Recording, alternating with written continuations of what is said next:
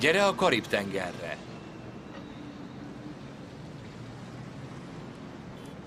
Házasodj és szaporodj!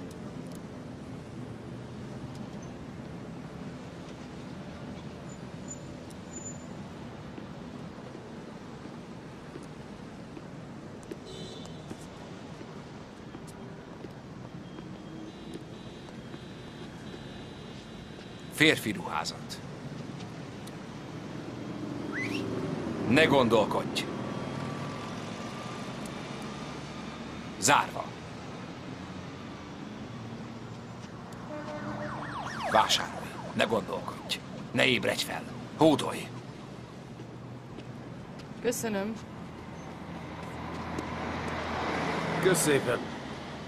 Vásárolj. Ne gondolkodj. Ne ébredj. Vásárolj. Hódolj. Nézd tévét. Engedelmeskedj. Ne ébredj fel. Vásárolj. Ne ébredj fel. Nézd tévét. Vásárolj. Engedelmeskedj. Vásárolj. Hódolj. Nézd tévét. Ne ébredj fel. Ne ébredj fel. Ne ébredj fel. Ne ébredj fel.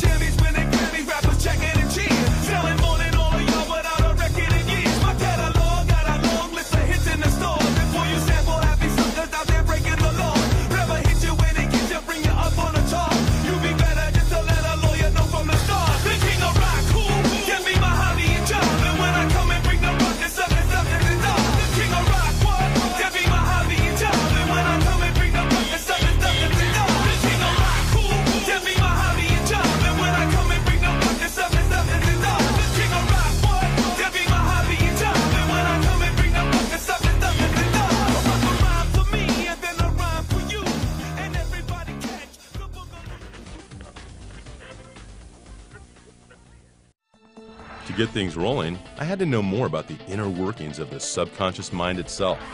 So we met with the man I consider the godfather of subliminals, Wilson Bryan Key. Wrote 4 books on the subject back in the 1970s and early 80s, including the bestseller Subliminal Seduction. If you look at something, smell something, hear something, it's going into your brain at the speed of light almost, and all being retained. Now what comes out in terms of cognitive or conscious perception is very limited bits and pieces of this. One of the earliest acknowledgments of the unconscious process appears in some of Aristotle's writing, which goes back a good bit.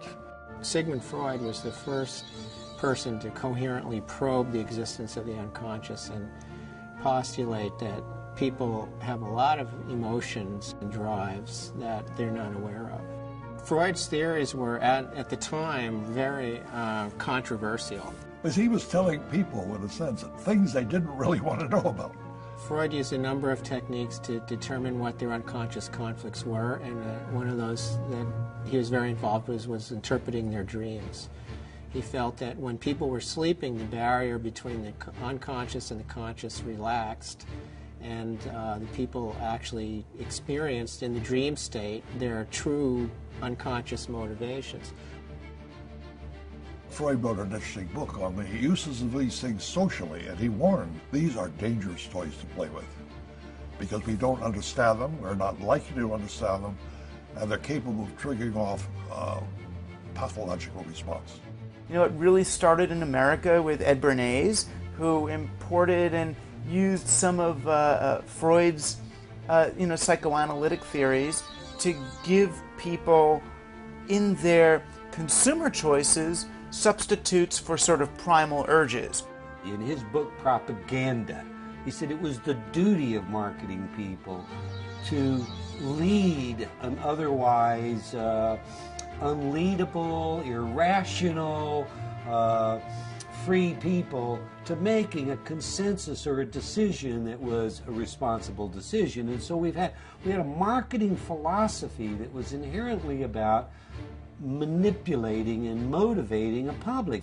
In times like these, most men become highly suggestible. They listen eagerly for any voice which sounds authoritative. They listen eagerly for anyone who can tell them what is wrong and what to do to right it. And the best way to sell is to find an access to the subconscious. So you're not just presenting a product or a picture or a celebrity in film. You're making that accessible to the unconscious processes of millions of people. To be effective, a subliminal message has to either stimulate an unconscious anxiety or satisfy an unconscious fantasy. You discover very quickly that the human brain is extremely sensitized to things that deal with the beginning of life, reproduction, sex, as we vulgarize it, and the end of life, death. Now, if you can plant something in there that's strongly motivating, sex and death, the unconscious will remember that for a long time. We don't know for how long. According to Key, examples of this type of subliminal embedding date back much further than we're aware. However, not everyone we spoke with agreed on this. Most people can see what they want to see in almost anything. And there's an author who's it's a sad and paranoid guy who sees sexual imagery and ice cubes and everywhere he looks. Is there any way you could call that something else? I mean, it's not a telescope, it's not a Leaning Tower of Pizza, it's a penis. The problem is we hide this stuff from ourselves. We don't want to deal with it. And once you come to terms with this, it turns the whole world upside down.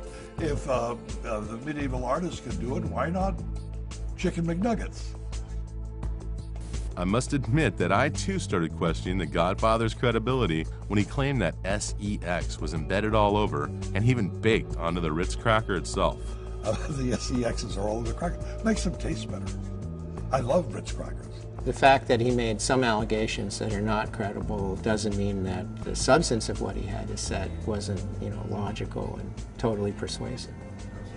I decided to give Key the benefit of the doubt and hear him out on some of his other examples. This ad appeared on the back cover of Playboy, of Time. The ad was used for about 3 years. How could this stuff ever sell Johnny Walker Scotch? They didn't put any scotch in the glass. The glass is empty. Now, if you look at the ice cube that's on the table, the right side of that ice cube, you see an interesting looking face, or a grotesque, almost surrealistic mask. Isn't that an interesting figure to put in an ad? It's a monster with encircling arms and a skull-like face. It's a death symbol. There are a dozen of them in these 6 ice cubes. Author August Bullock has expanded on Key's early theories in his recent publication, The Secret Sales Pitch, an overview of subliminal advertising. The predominant trend in modern subliminal advertising seems to be sexual assault or sexual violence. And this is an example of that. If you look at her facial expression, it could be that she's finding it extremely unpleasant. And the person on the left seems to be violently ripping her necklace from her throat. Well, it reinforces the idea that women are victims and that it's sexy for a woman to be a victim. And that's very powerful and very important to maintain status quo in our culture. And that's how you can convince men also that she deserves to be violated. She wants to be hurt. She's, look at her.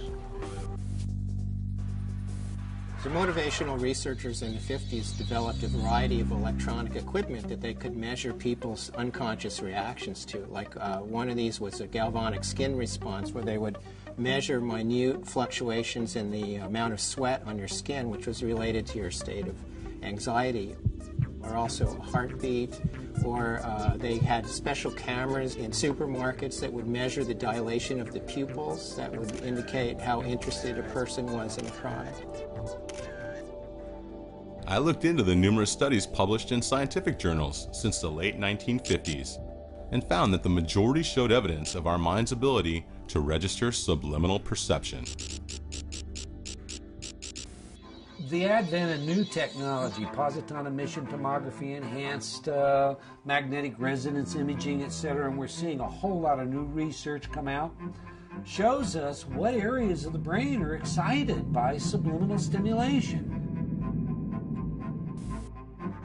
Kilborn and Associates in the mid-'80s did a fascinating experiment where they took two actual advertisements that they believed contained subliminal impacts that they had found on their own. And one of them was a Marlboro ad, which showed guys on horseback driving through the range with big rocks around them. And one of the rocks, allegedly, had been made to look like an erect phallus. And they hired an artist, and they adulterated the picture and took the phallus out so they would have a control. And then they showed it to people and measured their galvanic skin responses and found out that the picture with the phallus had a greater effect than the picture without the phallus. Advertisers just can't admit it. I mean, of course they can't admit it. They're not going to say they embed phalluses and cigarette ads. I used to work in advertising for many years as a research director, and all I ever got in response to my questions were obscenities. There was a memo, which I have a copy of at home, from the National Association of Advertising Agencies that went out to every advertising agency in the country advising them what to do if I come to town. They said, keep the hell away from this guy.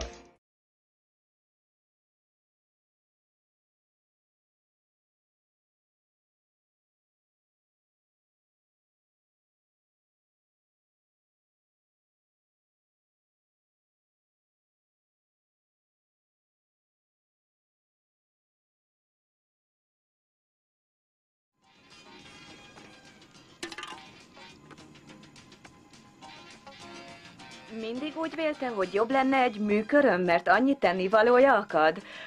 Ha amit ön szeretne, az egy gyönyörű, természetes küllemű, könnyen használható köröm, nem kell semmi más tennie, csak... Itt pulzusainkat már átalakították. Egy mesterségesen létrehozott öntudat állapotában vagyunk, ami álomnak tűnik. Átkozott hacker, már másodszor koszol bele az adásba. A mozgalom 8 hónappal ezelőtt kezdődött, mikor egy kis tudós csoport véletlenül felfedezte, hogy bizonyos jeleket küldenek a... Ebbe belesajdul a fejem. Nekem mondod? Biztos hónapokba telt, míg elintézte. A szegénység és nyomorúság egyre nő. A faji egyenlőség és az emberi jogok nem léteznek. Létrehoztak egy pusztuló társadalmat, és mi ebben is a cinkosaik lettünk. Mindent elkövetnek azért, hogy az öntudatot teljesen megsemmisítsék. Transzba ringattak minket. Immáron idegenek lettünk önmagunk számára, és másoknak is. Csak is a saját céljainkra összpontosítunk.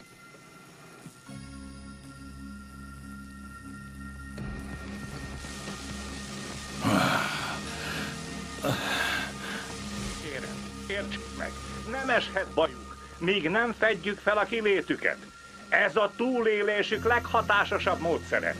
Merüljünk álomba, legyünk önzők, maradjunk álomba. Tudod A hölgy mit? Fordulj szerencsésen fel, te megúszta a balesetet, szemétláda. mivel pontosan egy rózsabokorra zuhant, de pár karcoláson kívül nem esett más baja.